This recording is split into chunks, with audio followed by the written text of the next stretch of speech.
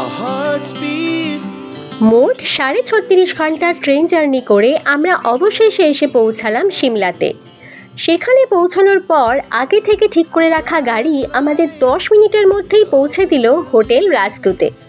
ব্যাস আর কি, হোটেলে পৌঁছে জলখাবারটা চটপট সেরে ফেললাম দুটো সাইট সিন। গেলাম গ্রিন ভ্যালি, তারপরে গেলাম জাগু টেম্পল, হনুমানজির মন্দিরে।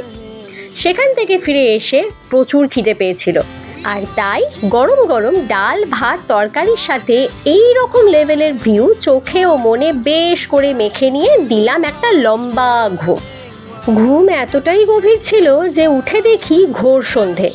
তা যাই হোক, সবাই মিলে বেরিয়ে পড়লাম একটু সিমলার ম্যাল রোডটা এক্সপ্লোর করতে। আর আমাদের এই হোটেল থেকে মেন রোডে ওঠার সময় রাতের অন্ধকারে সিমলা শহরটা কি সুন্দর লাগছে দেখো। আর ওই যে আমাদের হোটেল রাজদূত। আমরা অনেকটাই ওপরে উঠে এসেছি। আমরা এখন যাচ্ছি ম্যাল রোডে। চলো তোমাদেরকেও দেখাবো। এই রাস্তাটা না ভীষণ খারাপ।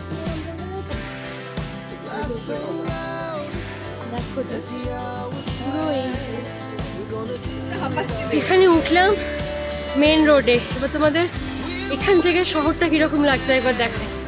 সত্যিই সুন্দর লাগছিল রাতের এই সিমলাকে। ঠিক যেন মনে হচ্ছিল অসংখ্য জনাকি এসে ভিড় করেছে এই এক জায়গায়। যাই হোক, আমরা এগিয়ে গেলাম সামনের দিকে, কিন্তু তারপর যা হলো, ওরে বাপরে বাপ! হাঁটছি তো হাঁটছি, এগোচ্ছি তো এগোচ্ছি, উঠছি তো উঠছি, কিন্তু পথ আর শেষ হয় না। উপরন্তু রাস্তাটা ছিল সাংঘাতিক খাড়াই। আমাদের মধ্যে বেশিরভাগ জনেরই তাদের হাঁটু মাঝপথেই জবাব দিয়ে দিয়েছিল। এই মতাবস্থায় আমরা চোখের সামনে যা দেখলাম তা দেখে হাসবো না কাঁদবো কিছুই বুঝতে পারছিলাম না। আসলে এই মুহূর্তে আমরা যেখানে দাঁড়িয়ে আছি সেখান থেকে ম্যাল রোড খুব একটা দূরে নয়, কিন্তু বাকি রাস্তাটা যে পরিমাণ খাড়াই ছিল তাতে করে এই পায়ের জোর নিয়ে আর উঠবো কিনা সেটা নিয়েই একটুখানি কনফিউজ ছিলাম আর কি। তবে আমার ছোট মেয়ে কিন্তু বড়দের সাথে তাল মিলিয়ে সমান তালে এই খাড়াই রাস্তা বেয়ে সমানে উঠে চলেছে হেঁটে হেঁটে। উপরে উঠতে উঠতে হঠাৎই দেখা হয়ে গেল এক ক্যাথলিক চার্চের সাথে। তবে এই চার্চ কিন্তু ম্যাল রোডের সে বিখ্যাত চার্চটা নয়। তবে যাই হোক, এই চার্চ সেই চার্চ না হলেও চার্চ তো বটে, এবং এই চার্চও সেই ব্রিটিশ আমলেই তৈরি। আর তাই এই চার্চেও বেশ কিছুক্ষণ সময় কাটিয়ে আবার ওপরের দিকে উঠতে থাকলাম। সিমলায় এসে একটা নতুন চার্চও এক্সপ্লোর করা হলো, আবার রেস্টও নেওয়া হলো কিছুক্ষণ। এক ঢিলে দুই শিকার যাকে বলে।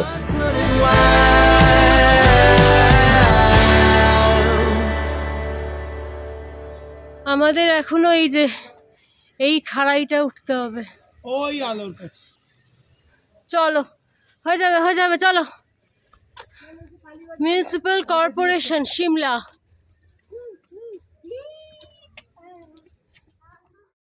আচ্ছা, এখান থেকে আমাদের ম্যাল রোড স্টার্ট হলো।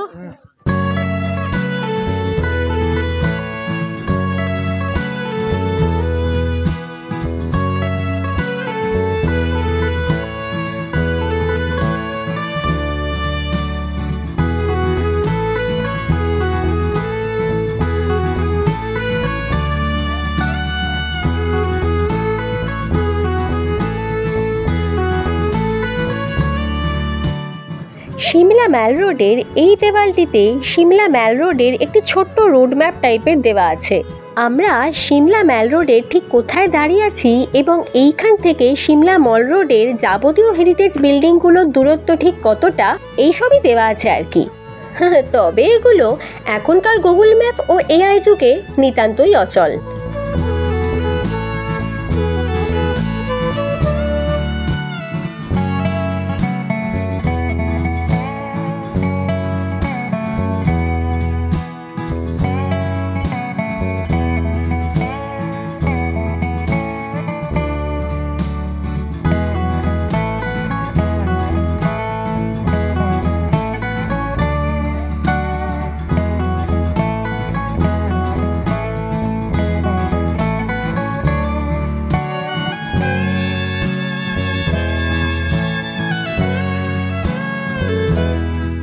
আর ইনি হলেন বেশ লোমশ মার্কা শিমলি কুকুর।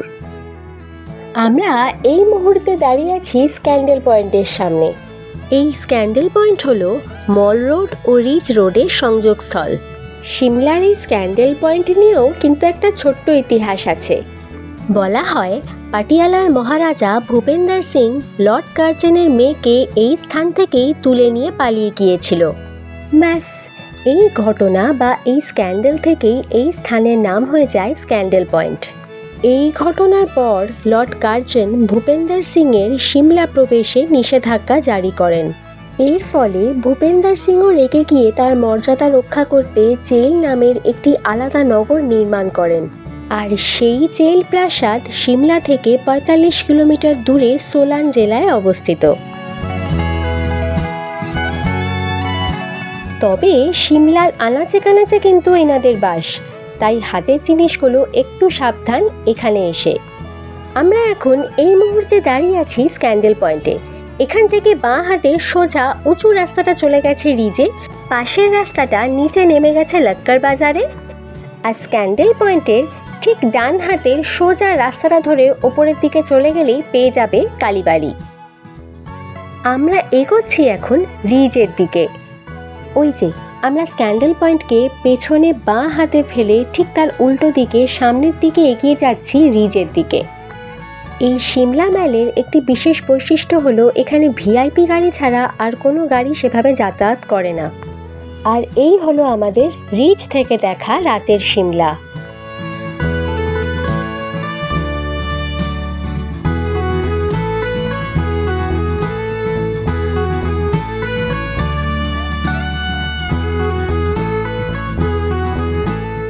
রিজের দিকে যেতে গিয়ে আমাদের ডান হাতেই পড়ল গেইটি থিয়েটার। এই গেইটি থিয়েটার খোলা হয় ৩০শে মে ১৮৮৭ সালে। অনেক জনপ্রিয় চলচ্চিত্র ব্যক্তিত্ব এখানে অভিনয় করে গেছেন। ইংরেজ স্থপতি হেনরি আরউইনের নকশায় গড়ে উঠেছিল এই থিয়েটার। প্রধানত ইন্দো সারাসেনিক শৈলী স্থাপত্যের কাজের জন্যই এটি পরিচিত।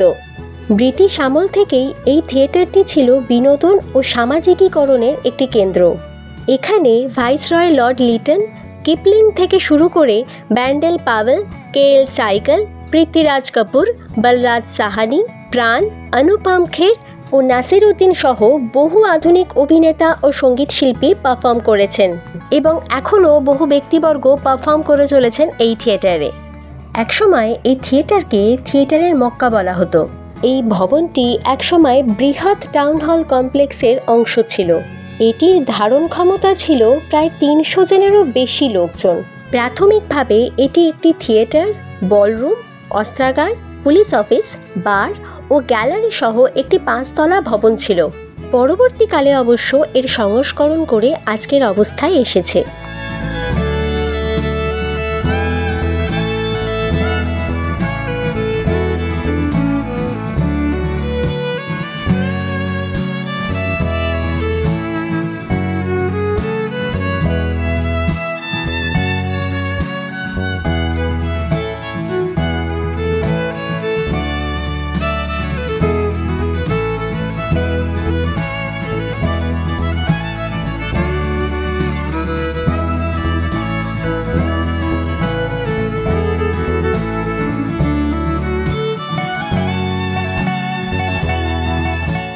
এগোচ্ছি রিজের দিকে।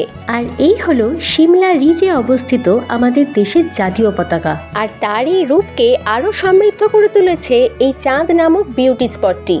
আসলে ৪ দিন পরেই তো দোল পূর্ণিমা, আর তাই চাঁদের এই মায়াবী আলোতে সিমলা রিজকে যেন আরও সুন্দর লাগছিল।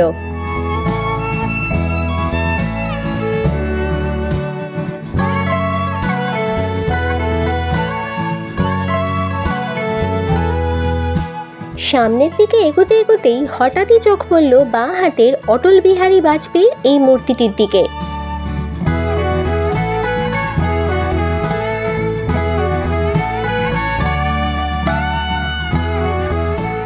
কাছে গিয়ে দেখলাম একটা খুব সুন্দর শায়রি লেখা আছে। লেখা ছিল, ছোটে মন সে কোই বড়া नहीं होता और टूटे मन से कोई खरा नहीं होता।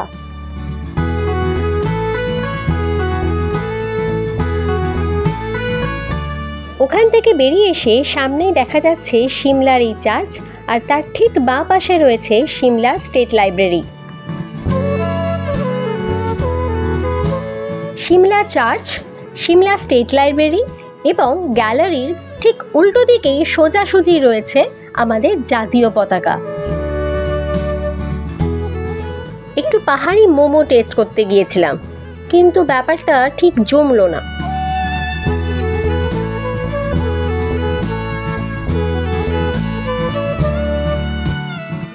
সিমলা চার্চের ঠিক ডান হাতে ওই যে ছোট্ট হনুমানজির মূর্তিটা দেখা যাচ্ছে, ওটাই হলো জাকু টেম্পল, যেটা তোমরা সকালের বা আগের ভিডিওতে দেখেছো। এবার আসি সিমলার এই চার্চের ইতিহাসে। চার্চের ওপর লাগানো এই ঘড়ি 1860 সালে কর্নেল ডাম্বেলটন দান করেছিলেন। এটি উত্তর ভারতের সবচেয়ে পুরনো ও দ্বিতীয়তম চার্চ। সিমলার রিজে অবস্থিত এই চার্চকে সিমলার তাজ বলা হয়ে থাকে।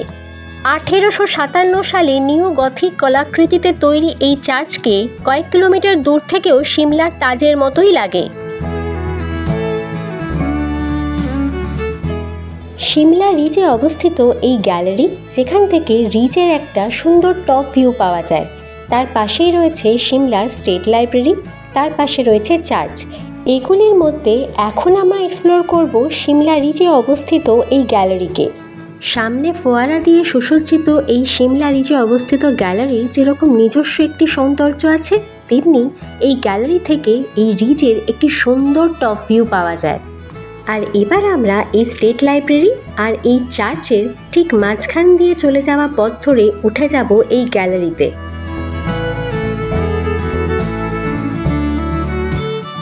ঘড়ির দিকে তাকিয়ে দেখি অলরেডি 9টা বাজতে 5। ওরে বাবারে, বড্ড দেরি হয়ে গেছে। চলো ছটপট করে এই গ্যালারি ভিউটা আগে দেখে চলে আসি।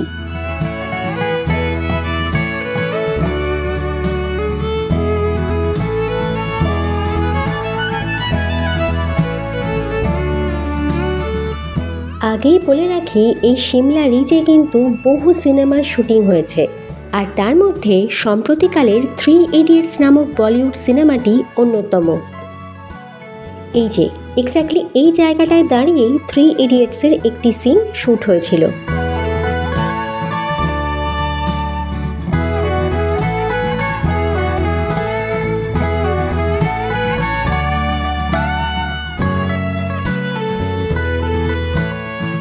সিমলা রিজে অবস্থিত এই গ্যালারি থেকে সিমলা রিজের একটি সুন্দর ও সম্পূর্ণ টপ ভিউ পাওয়া যায়, আর সত্যিই জায়গাটা ছবির মতো সুন্দর।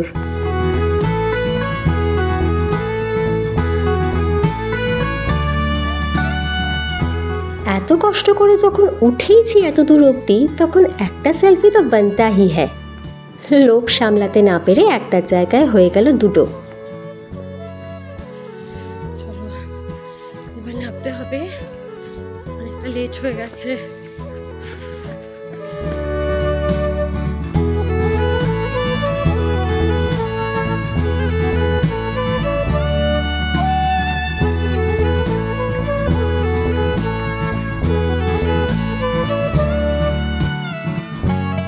সিমলার এই চার্চ মোটামুটি রোজই সকাল 10:30 থেকে বিকেল 5:30 অবধি খোলা থাকে।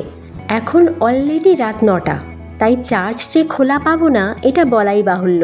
আর তাই এই বন্ধ চার্চের সামনেই কিছুক্ষণ ঘোরাফেরা করে কয়েকটা সেলফি তুলে মনের স্বাদ মেটালাম। হ্যাঁ, এখন সোশ্যাল মিডিয়ার যুগ, লোককে দেখাতে তো হবেই যে সিমলার চার্চে গেছিলাম। সিমলার চার্চের পর সিমলা স্টেট লাইব্রেরি, তারও ওই একই অবস্থা। সেও তার ঝাঁপি বন্ধ করে লাইট নিভিয়ে ফেলেছে। অগত্যা তাকেও এভাবে বাইরে থেকে দর্শন করেই এবার হাঁটা দিলাম হোটেলের পথে।